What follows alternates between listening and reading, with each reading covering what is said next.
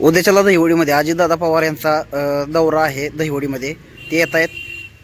त्या अनुषंगानं जे मराठा क्रांती मोर्चाची समन्वयक टीम आहे त्यांना आता दहिवडी पोलीस स्टेशनला बोलवलं होतं. काय समजलं नेमकं?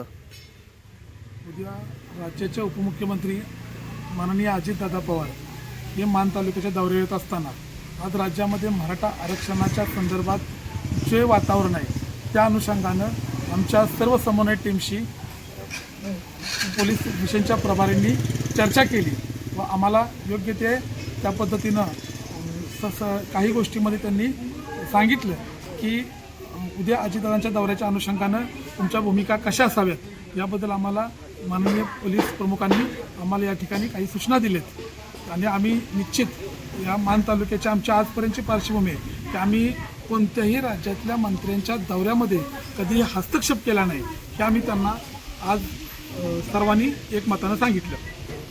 उद्याच्याला अजितदादा इथं येत आहेत. अजितदादाकडे नेमक्या मागण्या काय असणार आहे तुमच्या? आता मागण्या गेले 4 ते 5 वर्ष झालं जरांगे पाटलांच्या माध्यमातून मोठ्या प्रमाणात आंदोलनं झाली, मोर्चे झाले, सगळ्या गोष्टी झाल्या. मुंबईचा एवढा मोठा मोर्चा झाला. सध्याला तर आता 29 तारखेला आम्ही सगळे जाणार पण आहे. पण आता उद्या देवडीमध्ये अजितदादांची सभा आहे. स्थानिक जे आमचे काही विषय असतील ते त्यांनी घ्यावेत आणि पूर्ण करण्याची जिम्मेदारी त्यांनी घ्यावी एवढंच आमचं म्हणणं आहे. आणि आम्हाला आरक्षणाच्या संदर्भात लवकरात लवकर योग्य निर्णय द्यावा. तुम्ही अजितदादांच्या दौऱ्याकडे कसं बघताय, काय सांगा?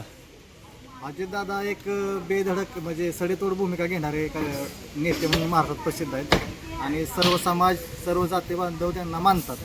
तर मराठा समाजाकडे त्यांनी दुर्लक्ष करू नये. मराठा समाज गेले कित्येक वर्ष आरक्षणासाठी लढाई देतोय.